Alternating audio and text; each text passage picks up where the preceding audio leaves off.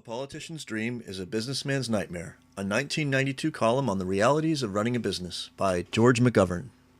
Quote, "Wisdom too often never comes, and so one ought not to reject it merely because it comes late." Unquote. Justice Felix Frankfurter. It's been 11 years since I left the U.S. Senate after serving 24 years in high public office. After leaving a career in politics, I devoted much of my time to public lectures that took me into every state in the Union and much of Europe, Asia, the Middle East, and Latin America. In 1988, I invested most of the earnings from this lecture circuit acquiring the leasehold on Connecticut's Stratford Inn. In retrospect, I wish I had known more about the hazards and difficulties of such a business, especially during a recession of the kind that hit New England just as I was acquiring the inn's 43-year leasehold. I also wish that during the years I was in public office, I had had this first-hand experience about the difficulties business people face every day. That knowledge would have made me a better U.S. Senator and a more understanding presidential contender.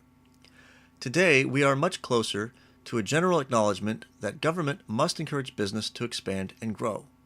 Bill Clinton, Paul Tsongas, Bob Kerrey, and others have, I believe, changed the debate of our party. We intuitively know that to create job opportunities, we need entrepreneurs who will risk their capital against an unexpected payoff. Too often, however, public policy does not consider whether we are choking off those opportunities.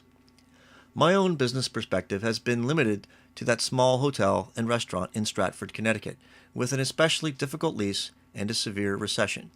But my business associates and I also lived with federal, state, and local rules that were all passed with the objective of helping employees, protecting the environment, raising tax dollars for schools, protecting our customers from fire hazards, etc.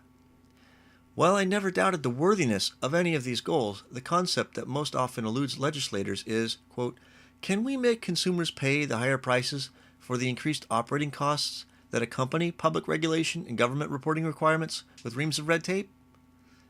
It is a simple concern that is nonetheless often ignored by legislators.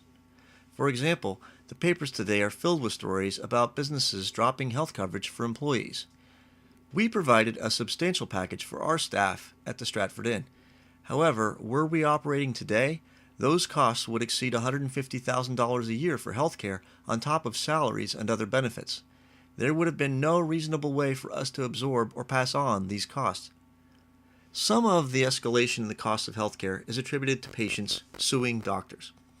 While one cannot assess the merit of all these claims, I've also witnessed firsthand the explosion in blame shifting and scapegoating for every negative experience in life. Today, despite bankruptcy, we are still dealing with litigation from individuals who fell in or near our restaurant. Despite these injuries, not every misstep is the fault of someone else. Not every such incident should be viewed as a lawsuit instead of an unfortunate accident. And while the business owner may prevail in the end, the endless exposure to frivolous claims and high legal fees is frightening. Our Connecticut hotel, along with many others, went bankrupt for a variety of reasons, the general economy in the Northeast being a significant cause. But that reason masks the variety of other challenges we faced that drive operating costs and financing charges beyond what a small business can handle. It is clear that some businesses have products that can be priced at almost any level. The price of raw materials, for example steel and glass, and life-saving drugs and medical care are not easily substituted by consumers. It is only competition or antitrust that tempers price increases. Consumers may delay purchases, but they have little choice when faced with higher prices. In services, however, consumers do have a choice when faced with higher prices. You may have to stay in a hotel while on vacation, but you can stay fewer days. You can eat in restaurants fewer times per month or forgo a number of services from car washes to shoe shines. Every such decision eventually results in job losses for someone. And often these are the people without the skills to help themselves, the people I've spent a lifetime trying to help. In short, one-size-fits-all rules for businesses ignore the reality of the marketplace. Setting thresholds for regulatory guidelines at artificial levels, for example, 50 employees or more, $500,000 in sales or more, takes no account of other realities such as profit margins, labor-intensive versus capital-intensive businesses, and local market economics. The problem we face as legislators is Where do we set the bar so that it is not too high to clear? I don't have the answer. I do know that we need to start raising these questions more often. George McGovern, former U.S. Senator from North Dakota and 1972 Democratic candidate for president, now heads the Middle East Policy Council in Washington, D.C. at the time of the writing. George McGovern passed away in 2012.